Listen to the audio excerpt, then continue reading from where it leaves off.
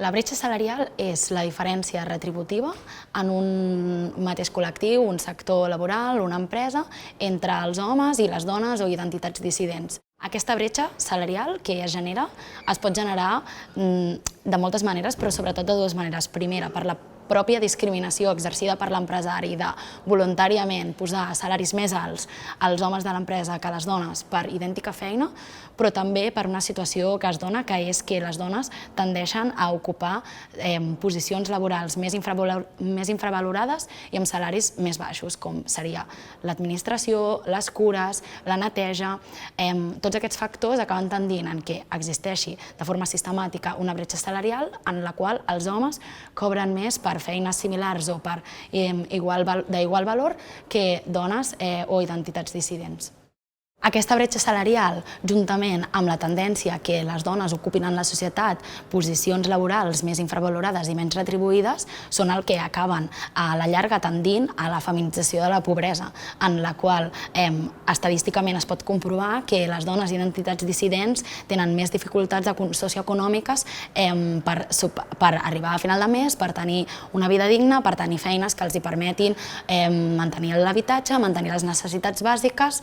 És important saber que totes les empreses tenen l'obligació de mantenir un registre retributiu. Un registre retributiu és una plantilla en la qual l'empresa està obligada a indicar, distribuït entre homes i dones, quins són els percentatges de salari i quins són els salaris que cobren la seva plantilla. A més, si la diferència retributiva entre dones i homes és de més del 25%, l'empresa està obligada a justificar el perquè d'aquesta diferència. Si, evidentment, aquesta diferència no està justificada o la justificació és absurda o inexistent, aquesta pràctica es pot denunciar. Si creus que estàs sent objecte de discriminació, ja sigui en la teva retribució o de qualsevol altra conducta de l'empresa, és important que sempre tinguis clar que aquesta pràctica discriminatòria es pot denunciar a la Inspecció de Treball, als jutjats socials i es pot denunciar a través de la representació legal dels treballadors, al comitè d'empresa. Si la discriminació és en la retribució, a través de la representació legal dels treballadors pots demanar el registre retributiu per poder comprovar que aquesta intuïció que tu tens que estàs cobrant menys que els teus companys homes és certa.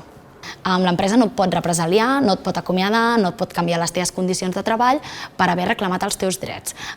I si ho fa, aquesta represàlia serà nul·la, que vol dir que ha vulnerat els teus drets fonamentals i com a tal s'ha de revertir, has de tornar en la mateixa posició que estaves abans i a més podries reclamar una indemnització per compensar els danys morals que l'empresa t'ha fet. Totes les empreses de més de 50 treballadors estan obligades a negociar o bé amb la representació legal dels treballadors, el comitè d'empresa, els delegats de personal, o si aquests no existeixen, amb una comissió negociadora formada per als treballadors, un pla d'igualtat. Que aquest pla d'igualtat ha d'establir mesures concretes per prevenir no només les violències més greus que ens podem imaginar, com l'assetjament laboral o l'assetjament sexual, sinó també totes aquelles pràctiques que condicionin que les dones o identitats dissidents no puguin accedir a la totalitat dels llocs de treball, no puguin desenvolupar la seva carrera professional de forma correcta, no puguin participar de la mateixa manera de la vida laboral o de la vida social que es desenvolupi a l'empresa, i totes aquestes qüestions han d'estar abordades en aquest pla que s'ha de negociar amb els treballadors.